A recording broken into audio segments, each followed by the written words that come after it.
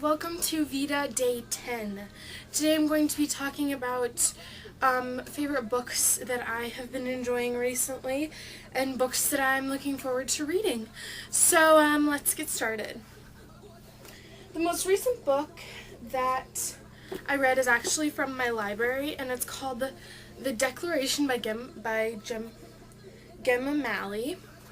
This book is like post-apocalyptic book about a girl who escapes from an institution for children who are born illegally to parents who have taken drugs that help them live forever.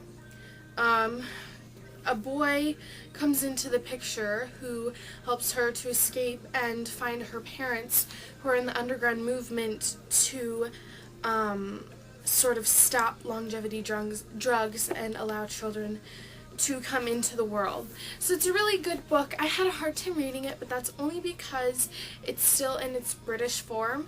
So I'm American, and it's a little bit different for me, the formatting, but it's still a really enjoyable book.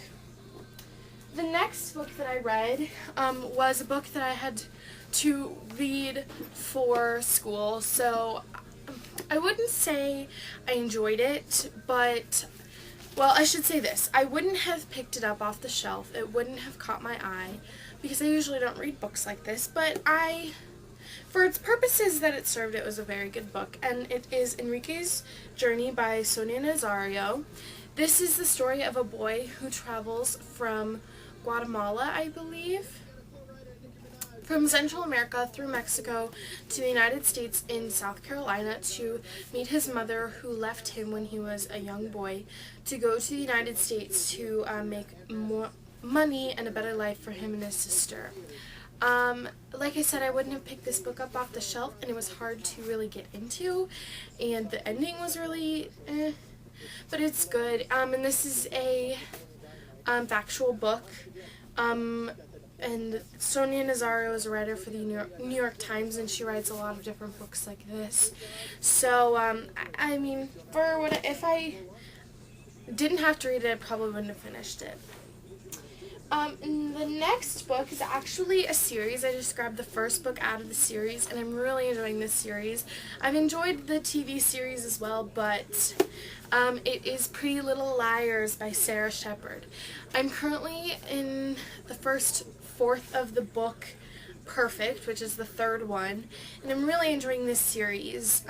It's not what I had expected. It's a lot different from the TV series, for any of you who watch that, but I really enjoyed this book, and they're really quick to read because, you know, they're not very challenging. I would say the concepts are very high school. There's a lot of drinking and drugs, and the topic is very high school, middle school, but the reading level is, you know, 5th or 6th grade. So yeah, it's a good book. That's a great series, and I have the first 8 of them, and I know there's a few more coming out soon, so I'll have to run out and buy those. The next series is a series that I've sort of slowed down on, but I've read most of them, and that is the House of Night series. House of Night series. This is Tempted. I'm not really sure which one this is in the series, but I've read pretty far in this series. I think there's like 3 or 4 left, and I've sort of quit reading this one, but yeah, and it's by P.C. and Kristen Cass, and it's a really enjoyable book that I enjoy a lot. I would definitely recommend this if you're into vampires. I of course read Twilight, but this is different. It's very different. It's not a sappy love story. There's, of course, is romance, but it's a little different. There's a big spin on it.